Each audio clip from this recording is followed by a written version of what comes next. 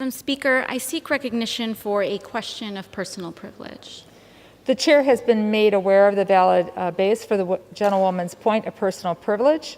The gentlewoman from New York is recognized for 1 hour. Thank you, Madam Speaker. And I would also like to thank many of my colleagues for the opportunity to not only speak today, but for the many members from both sides of the aisle who have reached out to me in support following an incident earlier this week. About 2 days ago, I was walking up the steps of the Capitol when Representative Yoho suddenly turned a corner, and he was accompanied by Representative Roger Williams, and accosted me on the steps right here in front of our nation's Capitol. I was minding my own business, walking up the steps, and Representative Yoho put his finger in my face. He called me disgusting. He called me crazy. He called me out of my mind. And he called me dangerous.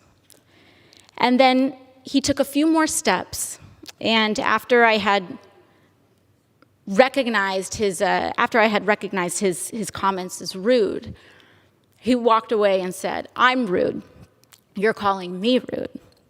I took a few steps ahead, and I walked inside and cast my vote, because my constituents send me here each and every day to fight for them and to make sure that they are able to keep a roof over their head, that they're able to feed their families, and that they're able to carry their lives with dignity.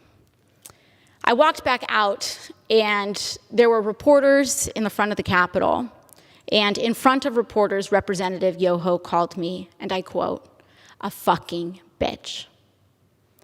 These are the words that Representative Yoho levied against a congresswoman, the congresswoman that not only represents New York's 14th congressional district, but every congresswoman and every woman in this country, because all of us have had to deal with this in some form, some way, some shape, at some point in our lives. And I want to be clear that Representative Yoho's comments were not deeply hurtful or piercing to me, because I have worked a working class job. I have waited tables in restaurants. I have ridden the subway. I have walked the streets in New York City. And this kind of language is not new. I have encountered words uttered by Mr. Yoho and men uttering the same words as Mr. Yoho while I was being harassed in restaurants. I have tossed men out of bars that have used language like Mr. Yoho's. And I have encountered this type of harassment riding the subway in New York City. This is not new. And that is the problem. Mr. Yoho was not alone. He was walking shoulder to shoulder with Representative Roger Williams. And that's when we start to see that this issue is not about one incident. It is cultural. It is a culture of lack of impunity, of accepting of violence and violent language against women, and an entire structure of power that supports that. Because not only have I been spoken to disrespectfully, particularly by members of the Republican Party and elected officials in the Republican Party, not just here, but the President of the United States last year told me to go home to another country, with the implication that I don't even belong in America. The governor of Florida, Governor DeSantis, before I even was sworn in, called me a whatever that is. Dehumanizing language is not new. And what we are seeing is that incidents like these are happening in a pattern. This is a pattern of an attitude towards women and dehumanization of others. So while I was not deeply hurt or offended by little comments that are made, when I was reflecting on this, I honestly thought that I was just going to pack it up and go home. It's just another day, right? But then yesterday, Representative Yoho decided to come to the floor of the House of Representatives and make excuses for his behavior. And that I could not let go. I could not allow my nieces, I could not allow the little girls that I go home to, I could not allow victims of verbal abuse and worse to see that excuse, and to see our Congress accept it as legitimate and accept it as an apology, and to accept silence as a form of acceptance. I could not allow that to stand, which is why I am rising today to raise this point of personal privilege. And I do not need Representative Yoho to apologize to me. Clearly, he does not want to. Clearly, when given the opportunity, he will not. And I will not stay up late at night waiting for an apology from a man who has no remorse over calling women and using abusive language towards women.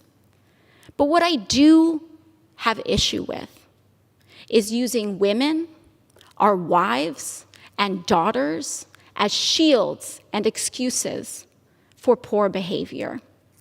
Mr. Yoho mentioned that he has a wife and 2 daughters. I am 2 years younger than Mr. Yoho's youngest daughter. I am someone's daughter too. My father, thankfully, is not alive to see how Mr. Yoho treated his daughter. My mother got to see Mr. Yoho's disrespect on the floor of this house towards me on television. And I am here because I have to show my parents that I am their daughter and that they did not raise me to accept abuse from men. Now, what I am here to say is that this harm that Mr. Yoho tried to levy against me was not just an incident directed at me. But when you do that to any woman, what Mr. Yoho did was give permission to other men to do that to his daughters. In using that language in front of the press, he gave permission to use that language against his wife, his daughters, women in his community. And I am here to stand up to say that is not acceptable. I do not care what your views are. It does not matter how much I disagree or how much it incenses me or how much I feel that people are dehumanizing others. I will not do that myself. I will not allow people to change and create hatred in our hearts. And so what I believe is that having a daughter does not make a man decent. Having a wife does not make a decent man. Treating people with dignity and respect makes a decent man. And when a decent man messes up, as we all are bound to do, he tries his best and does apologize. Not to save face, not to win a vote. He apologizes genuinely to repair and acknowledge the harm done so that we can all move on. Lastly, what I want to express to Mr. Yoho is gratitude. I want to thank him for showing the world that you can be a powerful man and accost women. You can have daughters and accost women without remorse. You can be married and accost women. You can take photos and project an image to the world of being a family man and accost women without remorse and with a sense of impunity. It happens every day in this country.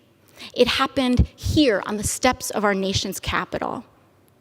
It happens when individuals who hold the highest office in this land admit to hurting women and using this language against all of us. But once again, I thank my colleagues for joining us today. I will reserve the hour of my time, and I will yield to my colleague, Representative Jayapal of Washington. Thank you.